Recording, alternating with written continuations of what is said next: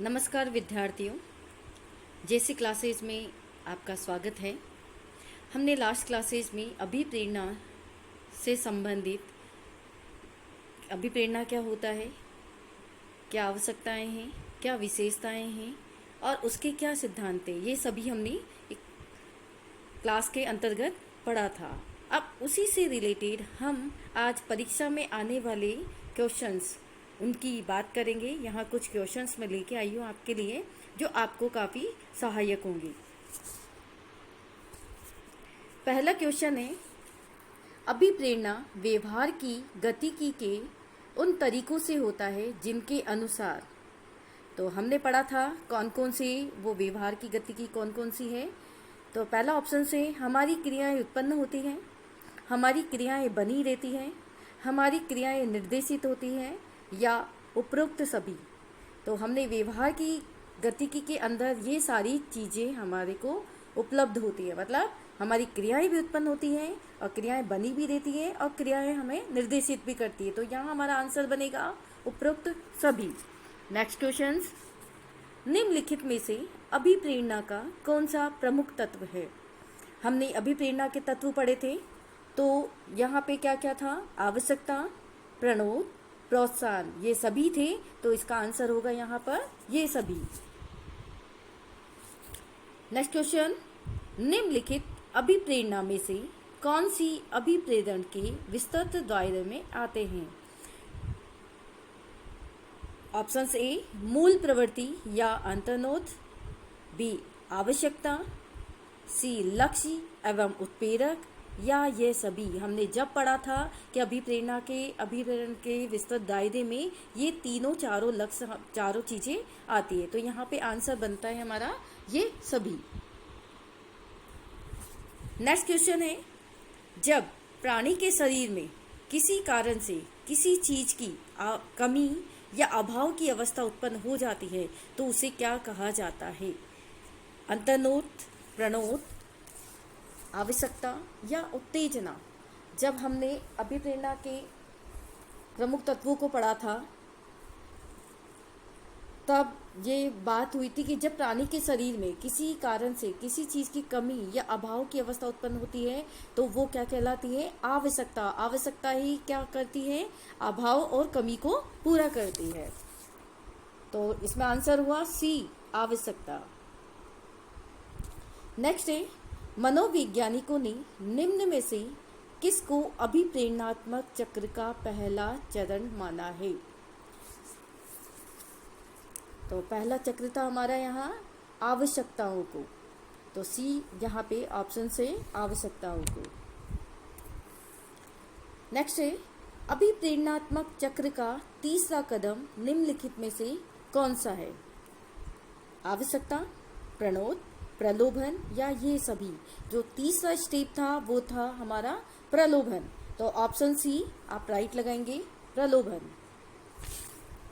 Next question है, निम्नलिखित में से कौन सा लक्ष्य का प्रकार है। हमने लक्ष्य पढ़े थे कि अभिप्रेरणा के कौन कौन से लक्ष्य होते हैं, धनात्मक लक्ष्य, ऋणात्मक लक्ष्य या आ दोनों, मतलब ये दोनों हैं कि नहीं है, या डी उदासीन लक्ष्य। तो हमने पढ़ा था यहाँ पे धनात्मक और ऋणात्मक दोनों लक्ष्य होते। तो ऑप्शंस यहाँ पे होंगे अ और सी। जो ऑप्शन होगा सी, मतलब ए और बी इसके अंदर आते हैं, धनात्मक भी और ऋणात्मक भी। नेक्स्ट है, मेस्लो ने मानव आवश्यकताओं के कितने प्रकार बताए हैं।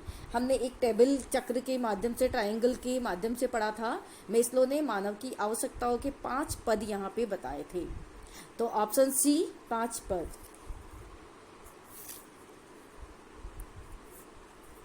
मनुष्य की कौन सी आवश्यकता मेस्लो के अनुक्रम में सबसे नीचे आती है। ध्यान दे, जब हमने वही ट्रायंगल वाली शेप में पढ़ा था मेस्लो के, तो जो सबसे नीचे वाला अनुक्रम में जो सबसे नीचे वाला था वो था हमारा शारीरिक आवश्यकता। तो ऑप्शंस डी कौन सा है, शारीरिक आवश्यकता, सम्मान की आवश्यकता, ये सब ऊपर वाले थे, आत्मसिद्धि और सम्मान की आवश्यकता। और नीचे जो सबसे नीचे वाले अनुक्रम में था वो था शारीरिक आवश्यकता। नेक्स्ट है, किस प्रकार की अभिप्रेरक वाले व्यक्ति ऐसे कार्यों को करना अधिक पसंद करते हैं जिनके द्वारा व्यक्तित्व गुणों की अभिव्यक्ति हो। क्वेश्चंस को ध्यान से पढ़े दोबारा। किस प्रकार की अभिप्रेरक वाले व्यक्ति ऐसे कार्यों को करना अधिक पसंद करते हैं कि हम कोई भी कार्य करते हैं तो कौन से वाले कार्य हम अधिक करना पसंद करते हैं जिनके द्वारा व्यक्तित्व गुणों की अभिव्यक्ति हो। तो यहाँ ऑप्शंस ए है अधिक उपलब्धि अभिप्रेरक वाले, कम उपलब्धि अभिप्रेरक वाले, बिना उपलब्धि अभिप्रेरक वाले या उपरोक्त सभी। जी यहाँ पे आंसर बनेगा ए ऑप्शन से अधिक उपलब्धि वाले, जो हमको ज़्यादा से ज़्यादा अचीवमेंट दे, मोटिवेट करे, तो वो क्या होगा ए ऑप्शन अधिक उपलब्धि अभिप्रेरक वाले। नेक्स्ट क्वेश्चन, शक्ति की आवश्यकता एवं एक व्यक्ति के भीतर किस प्रकार की इच्छा है। पावर, जो विल पावर है उसकी बात हो रही है यहाँ पे। शक्ति की आवश्यकता एक व्यक्ति के भीतर किस प्रकार की इच्छा है। ऑप्शन ए किसी अन्य व्यक्ति पर नियंत्रण, ऑप्शन बी किसी पर अधिकार रखने की इच्छा, ऑप्शन सी अपने निर्णय को प्रभावित करने की इच्छा। तो ध्यान दें, ये तीनों ही हमने विल पावर के अंदर पढ़े थे। किसी अन्य व्यक्ति पर नियंत्रण और किसी पर अधिकार रखने की इच्छा, अपने निर्णय को प्रभावित करने की इच्छा। तो यहाँ पे ऑप्शन डी बिल्कुल सही है, ये सभी तत्व इसमें मौजूद होते हैं। नेक्स्ट है, किस प्रकार के मनोविज्ञान के क्षेत्र में ध्यान, भाषा का उपयोग, स्मृति, धारणा आदि मानसिक प्रक्रियाओं का अध्ययन किया जाता है। तो ये सारी जो प्रक्रियाएं हैं ये किस क्षेत्र में आती है। संज्ञानात्मक मनोविज्ञान में, सामाजिक मनोविज्ञान में, भौतिक मनोविज्ञान में या आत्मविश्वास में। क्वेश्चंस को दोबारा से देखें आप। किस प्रकार के मनोविज्ञान के क्षेत्र में ध्यान, भाषा का उपयोग, स्मृति और धारणा, चार चीज़ों की बात हो रही है। तो ये सारी चीज़ें प्रक्रिया, जो मानसिक प्रक्रियाओं का अध्ययन हम संज्ञानात्मक मनोविज्ञान के अंतर्गत करते हैं। तो ऑप्शन ए संज्ञानात्मक मनोविज्ञान। नेक्स्ट क्वेश्चन, अपना व्यवहार तथा लक्ष्यों का नियंत्रण में होना क्या कहलाता है। अपना व्यवहार तथा लक्ष्यों का नियंत्रण में होना क्या कहलाता है। सामर्थ्यता, स्वायत्तता, संबंधिता या इनमें से कोई नहीं। हमने भी पढ़ा था व्यवहार और लक्ष्यों पर नियंत्रण रखने के लिए हमें क्या होनी चाहिए, स्वायत्तता होनी चाहिए। ऑप्शन बी यहाँ सही आंसर है। नेक्स्ट है, अभिप्रेरणा की मूल प्रवृत्ति का सिद्धांत किसने दिया था। पढ़ा था हमने क्लास के अंतर्गत। अभिप्रेरणा का मूल सिद्धांत मैकडूगल के द्वारा दिया गया था। तो option c McDougall. Next question, अभिप्रेरणा से तात्पर्य है एक प्रेरक तथा बल से होता है जो विशेष लक्ष्य की ओर व्यवहार को निरंतर ले जाता है। अभिप्रेरणा से तात्पर्य है एक प्रेरक तथा बल से होता है जो विशेष लक्ष्य की ओर व्यवहार को निरंतर ले जाता है। तो सबसे मेन क्या होगा यहाँ पे, क्या होगा ए आकर्षण, बी प्रणोद, सी भौतिक या डी मनोवैज्ञानिक। तो यहाँ पे आंसर है आकर्षण ही। अभिप्रेरणा का जो तात्पर्य है वो आकर्षण से रिलेटेड है, वही हमें मोटिवेट करता है, वही पावर देता है और वही लक्ष्य की ओर हमें इंडिकेट करता है। तो यहाँ पे क्या होगा आकर्षण, ए ऑप्शन। नेक्स्ट क्वेश्चन है, निम्नलिखित में से कौन सी विशेषता अधिक उपलब्धि अभिप्रेरक की है। कौन सी विशेषता अधिक उपलब्धि अभिप्रेरक की है। एक, 1 ऐसे व्यक्ति अपनी सफलता को और भी उच्च करते जाते हैं जो मोटिवेटेड होते हैं, अचीवमेंट वाले होते हैं। नेक्स्ट सेकंड है, ऐसे व्यक्ति साधारण कार्य करना अधिक पसंद करते हैं या ऐसे व्यक्ति उच्च ग्रेड पाते हैं। तो यहाँ पे तीनों ही ऑप्शन सही है, मतलब सी ऑप्शन 1, 2 और 3, क्योंकि ऐसे व्यक्ति अपनी सफलता को और भी उच्च करते, जो ज़्यादा मोटिवेटेड होते हैं, उपलब्धि पाने को तैयार रहते हैं, ऐसे व्यक्ति अपनी सफलता को और भी उच्च करते हैं। ऐसे व्यक्ति साधारण कार्य करना अधिक पसंद करते हैं और ऐसी व्यक्ति ही उच्च ग्रेड पाते हैं जो मोटिवेटेड होते रहते हैं। तो ऑप्शन सी 1, 2 और 3 यहाँ सही है। नेक्स्ट है, निम्नलिखित कथनों पर विचार कीजिए। अभिप्रेरणा व्यक्ति की एक बाह्य अवस्था होती है। अभिप्रेरणा व्यक्ति को कोई कार्य करने के लिए प्रेरित करती है। अभिप्रेरणा को ठोस रूप में देखा जा सकता है। यहाँ पे क्वेश्चन पूछा गया है, उपरोक्त में से कौन सा कथन सही है। तो वापस से हम ध्यान देते हैं, अभिप्रेरणा व्यक्ति की एक बाह्य अवस्था होती है, नहीं, अभिप्रेरणा आंतरिक और बाह्य दोनों अवस्था होती है। अभिप्रेरणा व्यक्ति को कोई कार्य करने के लिए प्रेरित करती है, जी बिल्कुल, अभिप्रेरणा व्यक्ति को कार्य करने के लिए आगे की ओर बढ़ने की, आगे की ओर लक्ष्य प्राप्त करने की प्रेरणा देती है। अभिप्रेरणा को ठोस रूप में देखा जा सकता है, नहीं, अभिप्रेरणा को हम सभी रूप में देख सकते हैं। तो यहाँ पे ऑप्शंस होगा बी, केवल 2, अभिप्रेरणा व्यक्ति को कोई कार्य करने के लिए प्रेरित करती है।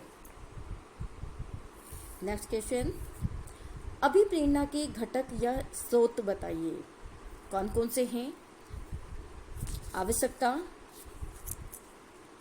अंतर्नोत, प्रोत्साहन, उत्तेजना, जिज्ञासा। हमने अभिप्रेरणा के घटक भी पढ़े थे, कौन कौन से हैं। तो देखिए, ऑप्शन से है 1, 2, 3, 4, मतलब आवश्यकता, अंतर्नोत, प्रोत्साहन, उत्तेजना। ऑप्शन बी है अंतर्नोत, प्रोत्साहन, उत्तेजना, जिज्ञासा। ऑप्शन सी आवश्यकता, अंतर्नोत या प्रोत्साहन। हमने पढ़ा था यहाँ पे आवश्यकता, अंतर्नोत, प्रोत्साहन और उत्तेजना। तो ऑप्शन ए यहाँ पे ठीक है, जिज्ञासा कोई घटक नहीं था, कोई स्रोत नहीं होता है प्रेरणा, अभिप्रेरणा का। तो ऑप्शन ए। नेक्स्ट है, लक्ष्य या प्रोत्साहन वातावरण की वह वस्तु है जो व्यक्ति को अपनी ओर, साफ नजर आ रहा है हमको, लक्ष्य या प्रोत्साहन वातावरण की कौन सी वस्तु है, कौन सी वस्तु है जो व्यक्ति को अपनी ओर आकर्षित करती है, विकसित करती है, विभेद करती है, या इनमें से कोई नहीं। तो ये जो लक्ष्य और प्रोत्साहन वातावरण की वस्तु को क्या करती है, हमें किस तरह आकर्षित करती है, किस चीज़ को पाने के लिए, लक्ष्य और प्रोत्साहन और वातावरण में जितने भी तत्व शामिल हैं उसको इंगित करने के लिए अपनी ओर आकर्षित करती है। इसका सही आंसर होगा ए, आकर्षित करती है। नेक्स्ट क्वेश्चन, निम्नलिखित कथनों के आधार पर सत्य कथन का चयन कीजिए। लक्ष्य 2 तरह के होते हैं। धनात्मक लक्ष्य व्यक्ति प्राप्त करना चाहता है। लैंगिक क्रिया धनात्मक लक्ष्य का उदाहरण है, या उपरोक्त सभी। लक्ष्य हमने पढ़ा था कि लक्ष्य 2 तरह के होते हैं, धनात्मक और ऋणात्मक। धनात्मक लक्ष्य वो होते हैं जो हमें जैसे हमारी आवश्यकताओं को पूरा करते हैं, और ऋणात्मक लक्ष्य जैसे मिट्टी का आ जाना, धूल है, वातावरण का बदलाव हो जाना, ये क्या है, ऋणात्मक, जो हमारे को बाधा पहुंचाते हैं। नेक्स्ट है, धनात्मक लक्ष्य व्यक्ति प्राप्त करना चाहता है। जी हाँ, बिल्कुल सही है, ये धनात्मक लक्ष्य व्यक्ति प्राप्त करना चाहता है। लैंगिक क्रिया धनात्मक लक्ष्य का उदाहरण है, ये भी हमने पढ़ा था, लैंगिक क्रिया है वो भी वास्तव में धनात्मक लक्ष्य का ही उदाहरण है। तो यहाँ पे ऑप्शन से डी, ये तीनों ही कथन यहाँ पर सत्य है। नेक्स्ट, निम्न में से किसको दाब या धक्का सिद्धांत कहते हैं। पढ़ा था हमने, जो प्रेशराइज, जो पुश किया जाता है, मोटिवेटेड किया जाता है हमें कि ये काम आपको करना है, तो वो किसके अंदर आता है। ए ऑप्शन मनोविश्लेषणात्मक अभिप्रेरणा, बी उत्साह को, या सी मानववादी अभिप्रेरण को, या इनमें से कोई भी नहीं। हमने क्वेश्चंस पे ही कुछ ज़्यादा जोर दे दिया था, किसको दाब या धक्का सिद्धांत कहते हैं। तो हमने पढ़ा था मनोविश्लेषणात्मक अभिप्रेरण को। ऑप्शंस ए यहाँ बिल्कुल ठीक है, मनोविश्लेषणात्मक अभिप्रेरण। नेक्स्ट, किस विद्वान ने सर्वप्रथम मानव व्यवहार को स्पष्ट करने के लिए मूल प्रवृत्ति के प्रत्यय का प्रयोग किया। क्वेश्चन दोबारा पढ़ते हैं, किस विद्वान ने सर्वप्रथम मानव व्यवहार को स्पष्ट करने के लिए मूल प्रवृत्ति के प्रत्यय का प्रयोग किया था? जब हमने मूल प्रवृत्ति के सिद्धांत पढ़ा था तब मूल प्रत्यय का जो प्रयोग किया था वो किया था विलियम जेम्स ने, और इसका जो जनक माना जाता है मैकडूगल को माना जाता है। तो यहाँ ऑप्शन से विलियम जेम्स, और बी मैकडूगल, सी जुकरमैन, या डी सिगमंड फ्रायड। तो अभी मैंने आप ही को बता दिया था मूल प्रवृत्ति के प्रत्यय का प्रयोग सर्वप्रथम विलियम जेम्स ने किया था। तो यहाँ ए ऑप्शन बिल्कुल राइट है। नेक्स्ट, निम्नलिखित कथनों पर विचार कीजिए। भोजन तथा पानी धनात्मक प्रोत्साहन के उदाहरण हैं। व्यक्ति को धनात्मक प्रोत्साहन की ओर बढ़ने तथा ऋणात्मक प्रोत्साहन से दूर हटने में खुशी होती है। प्रोत्साहन सिद्धांत में अभिप्रेरित व्यवहार की व्याख्या बाह्य उद्दीपकों तथा उनके पुरस्कार प्रदत्त गुणों के रूप में होती है। तो क्वेश्चन पूछा है यहाँ पे उपरोक्त कथनों में से कौन सा कथन सही है? हमने पढ़ा था भोजन तथा पानी धनात्मक प्रोत्साहन के उदाहरण है। जी, प्रोत्साहन के उदाहरण ही हैं, यही हमें आगे की तरफ प्रोत्साहित करते हैं। व्यक्ति को धनात्मक प्रोत्साहन की ओर बढ़ने और ऋणात्मक प्रोत्साहन की, ये भी ठीक है। प्रोत्साहन सिद्धांत में अभिप्रेरित व्यवहार की व्याख्या बाह्य उद्दीपकों तथा उनके पुरस्कार प्रदत्त गुणों के रूप में होती है। जी बिल्कुल सही, यहाँ तीनों कथन बिल्कुल सही है। तो हमारा ऑप्शंस बनता है डी, ये सभी। नेक्स्ट, निम्नलिखित में से कौन सी व्याख्या मनोविश्लेषणात्मक सिद्धांत के अभिप्रेरक की है? 1, यह एक प्रणोद की अवस्था होती है। सेकंड, प्रणोद में व्यक्ति का व्यवहार लक्ष्य की तरफ निर्देशित होता है। नंबर 3, लक्ष्य निर्देशित व्यवहार के परिणाम स्वरूप व्यक्ति को उपयुक्त लक्ष्य की प्राप्ति होती है। यहाँ तीनों ऑप्शंस बिल्कुल राइट है। निम्नलिखित कौन सी व्याख्या मनोविश्लेषणात्मक सिद्धांत के अभिप्रेरक की है? ये तीनों हैं। ये जब हमने पढ़ा था कि एक प्रणोद की अवस्था ही होती है मनोविश्लेषणात्मक के अंदर, हमने पढ़ा था। और प्रणोद में व्यक्ति का व्यवहार लक्ष्य की तरफ ही ओर निर्देशित होता है। लक्ष्य निर्देशित व्यवहार के परिणाम स्वरूप व्यक्ति को उपयुक्त लक्ष्य की प्राप्ति होती है। जो हम चाहते हैं, हमने उधर की तरफ कार्य करना स्टार्ट कर दिया, उसको प्राप्त करना है, उसके उद्देश्य को बनाते हुए हमने उसको प्राप्त किया, तो उससे हमको लक्ष्य की प्राप्ति होती है। वो इसी के अंदर था। तो यहाँ ऑप्शन बताया है सी, 1, 2 और 3, ये तीनों ही यहाँ पर अभिप्रेरक मनोविश्लेषणात्मक अभिप्रेरक की व्याख्या करते हैं। नेक्स्ट क्वेश्चन, मेस्लो के पदानुक्रम के अनुसार निम्नलिखित आवश्यकताओं को क्रम में लगाइए। कौन कौन सी आवश्यकता? फर्स्ट, सेकंड, थर्ड, फोर्थ, 5 सिद्धांत थे इनके, कौन कौन से थे? सबसे पहला बनता है हमारा सुरक्षा की आवश्यकता। तो सुरक्षा की आवश्यकता कहाँ पे आ रही है? मतलब 3 नंबर पे, सॉरी, सबसे पहले है हमारी शारीरिक आवश्यकता। तो 3 नंबर सबसे पहले आ रहा है। फिर उसके बाद थी हमारी सुरक्षा की आवश्यकता। फर्स्ट नंबर हुआ 3, सेकंड नंबर हुआ 4, फिर उसके बाद में था प्रेम संबंधता, स्नेह या प्रेम पाने की आवश्यकता। नंबर 2, फिर सम्मान की आवश्यकता, और फिर स्वसिद्धि या आत्मसिद्धि की आवश्यकता। तो यह ऑप्शंस डी कहाँ मिल रहा है? ये ऑप्शन डी यहाँ पे बिल्कुल राइट है। आप सभी को क्वेश्चंस और आंसर सभी समझने में आगे होंगे। धन्यवाद।